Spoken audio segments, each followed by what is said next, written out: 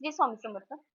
अवधूत चिंतन श्री गुरुदेव दत्त. कसे आहात? मजेत आहात ना? असलंच पाहिजे कारण तुमची पूर्ण कनेक्टिव्हिटी माझ्याशी आहे. तर आत्ताची जी आपण एनर्जी चेक बघणार आहोत किंवा चेक करणार आहोत, ती यासाठी असणार आहे की तुमच्या आयुष्यात जर आता कुलदेवतेचा वास असेल किंवा कुलदेवतेचा कोणतीही इच्छा असेल तुमच्यासाठी किंवा कुलदेवतेसाठी कसा आता वर्षातून एकदा आपण कुलदेवतेचं दर्शन घेतो. बरोबर. म्हणजे आपल्याला कुलदेवतेचा कोणता आशीर्वाद आहे का नाही? किंवा आपण जे कुलदेवतेसाठी करतोय किंवा ओटी भरतो किंवा देवाला जाऊन येतो, तर ते कितपत आपल्यापर्यंत पोहोचतंय आणि सगळ्या गोष्टी आहेत का व्यवस्थित किंवा त्या होतायत का? हे आता आपण बघणार आहोत. श्री स्वामी समर्थ. रीडिंगला सुरुवात करूया आणि तुम्हाला एनर्जी मी शेवटपर्यंत बघा कारण आपल्या कुलदेवतेचा कोणता आशीर्वाद तुमच्या पाठीशी आहे हे आपण आता बघणार आहोत. ओम नमो आदेश श्री स्वामी समर्थ महाराज की जय. श्री स्वामी समर्थ. श्री स्वामी समर्थ. आई रेणुकुमातेच्या नावानं सांग मला, जाण्याच्या नावानं सांग मला. Shri Swami Samarth. Shri Swami Samarth.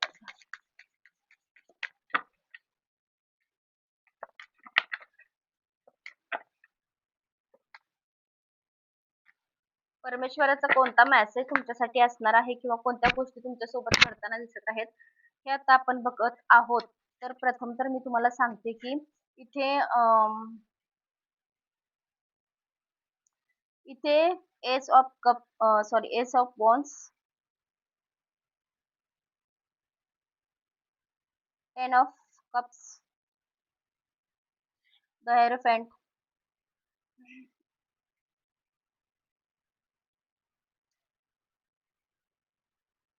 Six of wands, page of once,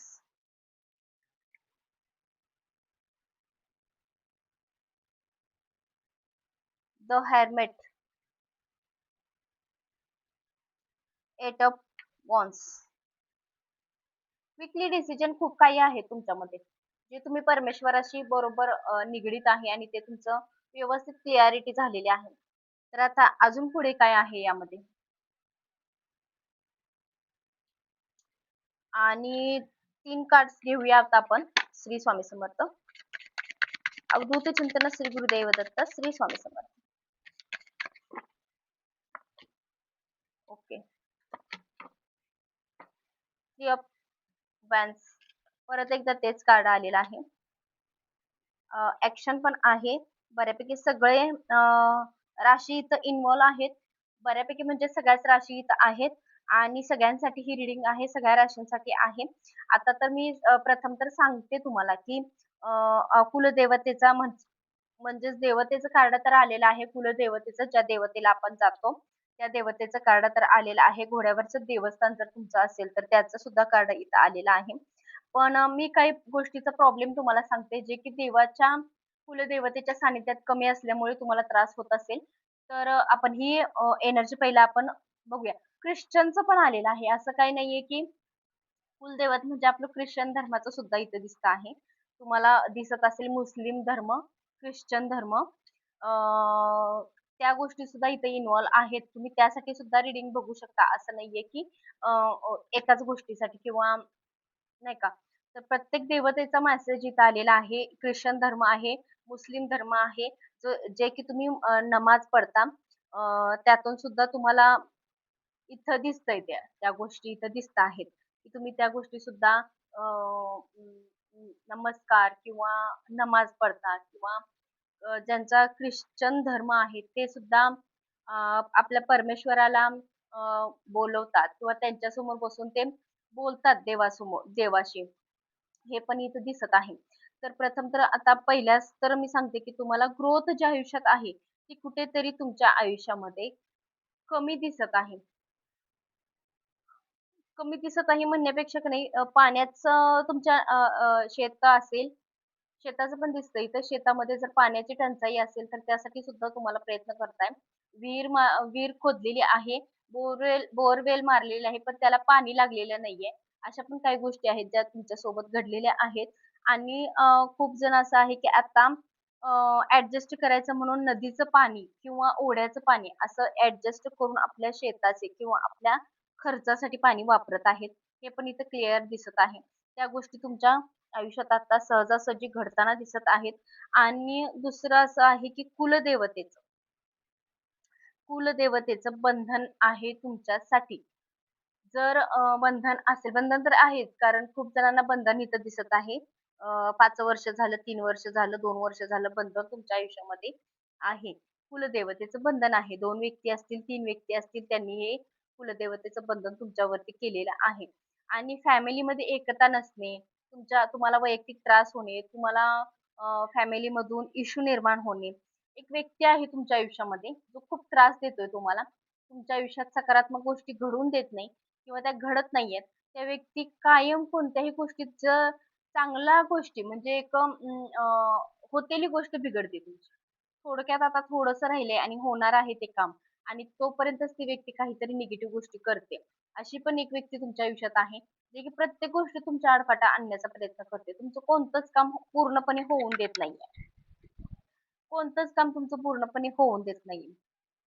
यात थर्ड पार्टी सिच्युएशन सुद्धा आहे, जे की तुमच्या पार्टनरच्या थ्रू सुद्धा आहे आणि ते सुद्धा बाहेर अफेअर म्हणा काही असेल, तर ते सुद्धा सुरू आहे. आणि हे असं नाहीये की तुम्हाला तुमच्या म्हणजे इंट्युशन्स मी सांगते तुम्हाला की ते असं नाहीये की ते त्यांच्या मर्जीने करायला लागले. हे करून घडवून होत आहे हे सगळं. निगेटिव्ह शक्ती. निगेटिव्ह शक्ती हे सगळं घडवून आणत आहे. त्यांच्यामुळे तुमच्या आयुष्यात हा सगळा प्रॉब्लेम क्रिएट झालेला आहे. तुमची चूक नसताना तुम्हाला डिप्रेशन, टेन्शन येते. मान्य आहे की तुमचे पार्टनर थर्ड पार्टीशी डील करतायत. पण त्याचं त्याचा निगेटिव्ह गोष्टी तुम्हाला फेस कराव्या लागतात. काहीच कारण नसताना. तुमची चूक नसताना. सगळी चूक जरी तुमच्या पार्टनरची असेल, त्या गोष्टी ते करत असतील, तरी सुद्धा तुम्हाला त्या गोष्टीचा खूप त्रास होतो. तुम्हाला खूप जण असं दत्त महाराजांची भक्ती सुद्धा करतायत. जे की ते दत्त महाराजांच्या वरती अवलंबून आहेत. स्वामी समर्थांच्यावर अवलंबून आहेत. स्वामी समर्थांना सगळ्या गोष्टी शेअर करतात, सांगतात. त्यांना असं वाटतं की या सगळ्या गोष्टी स्वामींपर्यंत पोहोचाव्यात आणि मला यातून न्याय मिळावा.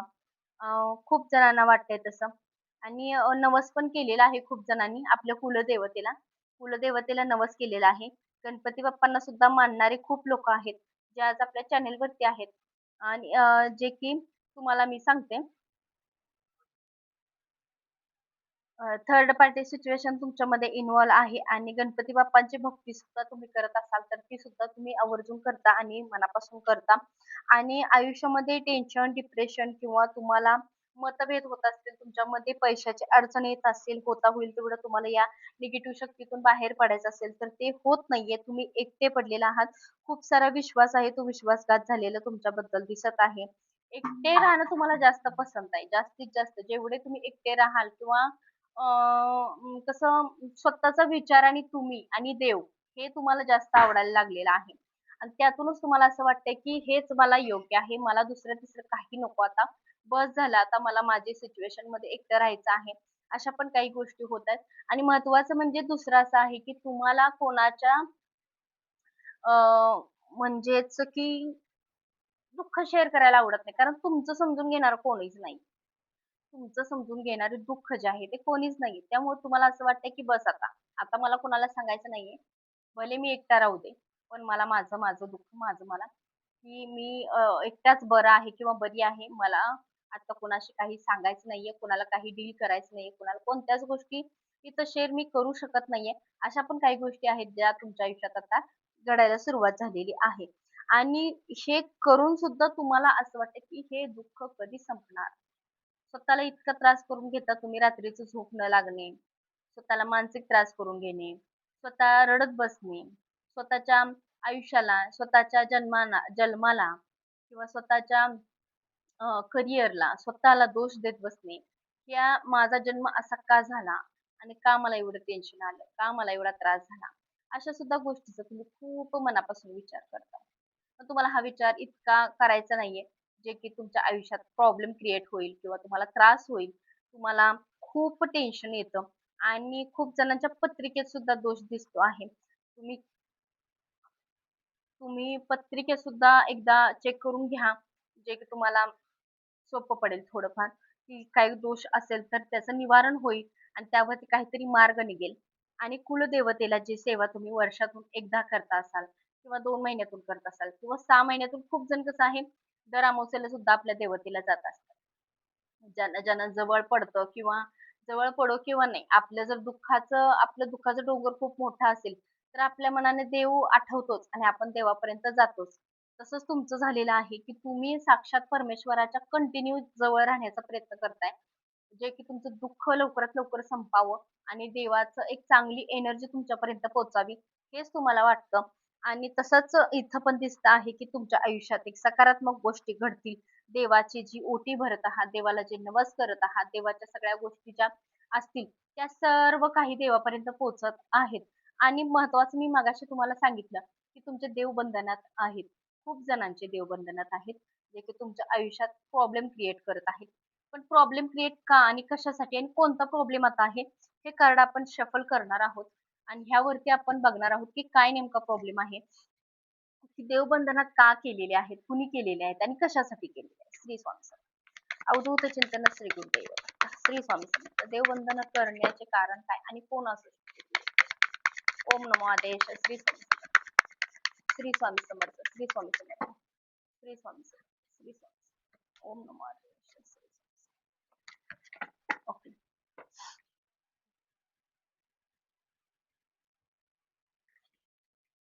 जसे कार्ड हवे होते, मला जसा अंदाज होता किंवा मला ज्या इंट्युशन्स येत होत्या, तसेच बरोबर कार्ड आलेले आहेत आणि त्याचं उत्तर पण तसंच आलेलं आहे.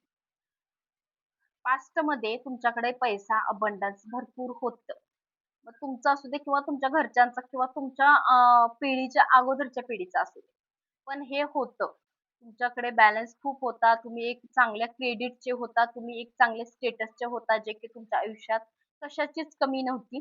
त्यामुळे ही नजरबाधा, एक करणी बाधा किंवा एक घरात जिथे देव आहे, तिथे तुमच्या गोष्टी निगेटिव्ह सुद्धा करण्यात आलेल्या आहेत. जिथं देव आहे तिथे पहिल्या जुन्या खूप काळात त्यावेळेला सारवानाची घरं असायची. त्यावेळेचे खूप वर्षापूर्वीचे. मला जे इंट्युशन्स येत आहेत तुमच्यासाठी मी ते तुम्हाला क्लिअर सांगते आहे.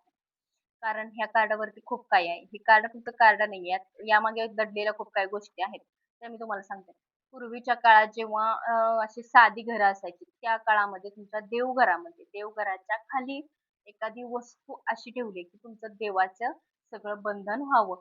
भले तुम्ही आता लांब शिफ्ट झालेला असाल, परगावला शिफ्ट झालेला असाल, पण ते मागची पिढा जी तुमच्या आहे, ती अजून तुमच्यापर्यंत आहे. ते अजून बॅकफायर झालेलं नाहीये. त्याचा कुठेतरी दोष तुम्हाला लागलेला आहे.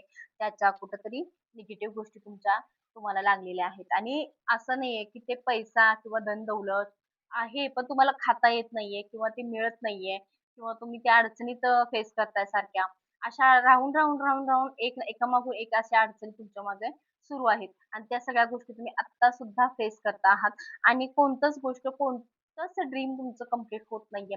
ह्या सुद्धा गोष्टी तुमच्याबद्दल घडत आहेत आणि हे कार्ड शफल केले आणि ह्या कार्डानंतर तुमची जी ही एनर्जी जर असेल, तर नक्की समजून जायचं की आपल्या कुलदेवतेचं बंधन आपल्यासाठी आहे. हे मी क्लिअर सांगते. दुसरं असं आहे की एक व्यक्ती आहे तुमच्या आयुष्यामध्ये, ज्या व्यक्तीने पुरुष तत्वाचा व्यक्ती आणि एक स्त्री तत्वाची लेडीज आहे. ज्या एक पहिल्यापासूनच तुमच्याबद्दल त्यांच्या मनात राग होता, तिरस्कार होता. तुमच्याबद्दल असं निगेटिव्ह म्हणजे असं क्रूरता असं होतं, की तुम्ही त्यांच्या डोळ्यासमोरच नको. बस तुम्ही किती पण साधे राहा, किती पण व्यवस्थित राहा, किती पण त्यांना समजून घेण्याचा प्रयत्न करा. आणि ते कायम तुम्हाला कमी लेखत आलेले आहेत. कमीपणा देत आलेले आहेत किंवा तुम्हाला त्रास देताना दिसत आहेत. अशा सगळ्या गोष्टी तुमच्याबरोबर ते करताना दिसत आहेत. व्हिडिओ थोडा लाँग होईल, पण असू दे कारण आपल्या इंट्युशन जर एवढ्या क्लॅरिटी देत असेल, तर नक्कीच आपण शेवटपर्यंत व्हिडिओ बघूयात आणि तुम्ही सुद्धा बघा. श्री स्वामी समर्थ. अं, तर क्लॅरिटी म्हणजे कसं आहे, जेवढं तुम्ही मन लावून बघाल, तेवढं मला ही एनर्जी पिकअप होते आणि जास्तीत जास्त मला मेसेज तुमच्यापर्यंत पोहोचवता येतो, जे की तुमच्या चालू आयुष्यात जर असं कुठेतरी मदतीला होईल आणि तुम्ही कुठेतरी दुःखातून सावराल किंवा हां बाबा, ह्या गोष्टीमुळे माझ्या आयुष्यात हे होतं, हे तुम्हाला कुठेतरी समजेल. तर आता दुसरं असं आहे, की पैसा. धनसंपत्ती खूप होती. पण पहिलेच्या काळातलं तुमच्याकडे एक नाणं सुद्धा असावं किंवा पहिल्याच्या काळातली नाणी तुम्ही जपून ठेवलेली असावी. ते सुद्धा आहे तुमच्याकडे. जे मला इथे इंट्युशन्स येतात ते मी सांगते तुम्हाला. पहिल्याच्या काळातल्या नाणी वगैरे असतील, काय म्हणजे जुन्या आठवणी असतील, ते तुम्ही आज पण जपून ठेवलेले आहात आणि ते ते तुम्हाला आवडतं, आवर्जून आवडतं ते बघण्यासाठी, ते आश्चर्यानं. कारण एवढ्या दिवसाची वस्तू किंवा एवढ्या दिवसाचं काही गोष्टी जर तुम्ही तुमच्या वाडवडिलांच्या जपून ठेवले असेल, तर त्यात खूप कौतुक वाटतं तुम्हाला. हे आता प्रॉपर्टी म्हणजे ते थोडक्यात प्रॉपर्टी. शेवटी एखादी वस्तू पूर्वीच्या काळातली असेल, छोटी असली तरी ती एक अमूल्य प्रॉपर्टी असते आपल्यासाठी. त्याचं मोल नसतं कोणतंच. असं आहे खूप जणांच्याकडं. त्यांनी सुद्धा मला सांगा कमेंट करून जर तुमच्याकडे जर असेल असं काही वस्तू जे तुमच्या पूर्वजांची आहे आणि तुम्ही ते आज पण जपून ठेवलेली आहे. तर मला नक्की सांगा कमेंट करून, "हो ताई, आमच्याकडे पण ते आहे वस्तू." तर ही एनर्जी आहे तुमची आणि ही निगेटिव्ह शक्तीचा प्रभाव तुमच्यावर केलेला आहे आणि तुम्ही अशी वाट बघताय, की हे सगळं माझ्या आयुष्यात का घडतंय आणि कशासाठी घडतंय. नजर दृष्टीचा दोष पण आहे तुम्हाला. जेवणातून सुद्धा काही गोष्टी दिलेल्या आहेत. जेवणातून काही गोष्टी देऊन तुम्हाला हेवी पोहोचवून निगेटिव्ह हेवीचा जास्त परिणाम झालेला आहे तुमच्यावर. त्याचा सुद्धा कुठेतरी तुमच्यावर दूषित परिणाम झालेला आहे. आता आपण हे बघणार आहोत, की ही तर एनर्जी आपली क्लिअर झाली. पण भविष्यात ही जर निगेटिव्ह शक्ती तुमचं देवबंधनात असेल आणि तुमची ही सगळी एनर्जी तुम्हाला मॅच होत असेल, तर पर्सनली मला मेसेज करा, तुम्ही डीएम करा. मग आपण त्याच्यावरती पर्सनली चर्चा करू. जन्मतारीख असेल, तुमचं बॅकग्राऊंड म्हणजे पास्ट मधल्या काही गोष्टीच्या आपण फ्युचरमध्ये आत्ता जस्टची चर्चा करून त्यावरती सोल्युशन सुद्धा काढू. पण ज्यांची एनर्जी चांगली आहे, जे आता फेस चांगल्या गोष्टी करत आहेत, त्यांच्यासाठी मी सांगू इच्छिते, की तुमचा आशीर्वाद जे की तुम्ही जे देवतेची सेवा करता, ती देवतेपर्यंत पोहोचत आहे का? श्री स्वामी समर्थ. होय किंवा नाही? काय आशीर्वाद आहे? देवतेचा कोणता मेसेज आहे तुमच्यासाठी? न्यू बिगिनिंग आहे. सो द सनचं कार्ड आहे. सूर्य आहे. एक आयुष्यात बघा मी मगाशी तुम्हाला सांगितलेलं आहे बघा, घोड्यावरचा देव तुम्हाला असेल आणि इथं पण घोड्यावरचा देव म्हणजे एक लहान बाळ. जर तुम्ही घोड्यावरच्या देवतेला कोणता नवस वगैरे केला असेल, तर ते सुद्धा तुम्ही बघा, लक्षात आणून बघा. कारण ते सुद्धा इथे दिसतंय आणि कुणाला संतान प्राप्ती होत नसेल, तर ती सुद्धा इथं दिसते आहे होताना तुमच्या कुलदेवतेच्या आशीर्वादाने. खूप जण देवतेला जाऊन नमस्कार करत आहेत. कुलदेवतेचा आशीर्वाद आहे. पण तरी पण का संततीचा योग नाहीये किंवा मूल होण्याचा योग नाहीये असं तुम्हाला वाटतंय. पण नक्कीच तुमच्या आयुष्यामध्ये एक न्यू बिगिनिंग होताना दिसते आहे. तुम्हाला काळजी करायची नाही त्या गोष्टीसाठी. तुमचा परमेश्वर, तुमचा देव तुमच्यासाठी उभा आहे आणि त्यांचा आशीर्वाद तुमच्यासाठी बळकट आहे. तुम्हाला थोडासा संयम ठेवायचा आहे. सगळ्या गोष्टी वेळेवरच कंप्लीट होत जातील. हे देवतेचा संदेश आहे तुमच्यासाठी. श्री स्वामी समर्थ. अजून काय बघू शकतो आपण?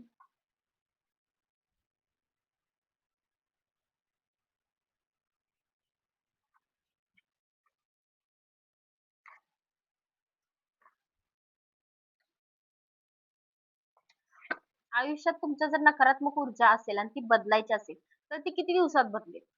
किती दिवसात बदलेल? तुमच्या कुलदेवतेचं नाव तुम्हाला 3 वेळा घ्यायचं आहे. किती दिवसात हे सगळं बदलेल? आयुष्यात जर काही गोष्टी तुमच्या चेंज व्हायच्या असतील, तर ते किती दिवसात बदलेल? स्वतःहून आलं तेच घेऊ.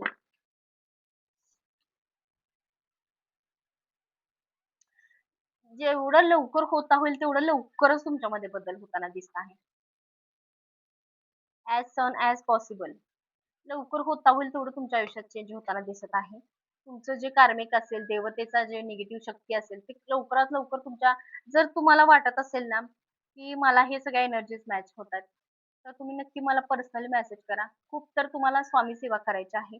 स्वामी सेवा केल्याने निगेटिव्ह शक्ती लवकरात लवकर आपल्या शरीरावरून आपल्या बॅकफायर होत असतात. तुम्हाला त्या गोष्टी नक्की करायच्या आहेत, आवर्जून करायच्या आहेत.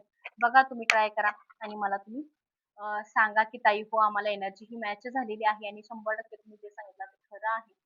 तर निगेटिव्ह शक्तीचे जर बंधन वगैरे असेल तुम्हाला तरी सुद्धा तुम्ही मला डीएम करा. मला सांगा ताई असं असं झालंय आहे हे तुम्ही सांगितलं ते नक्की खरं आहे.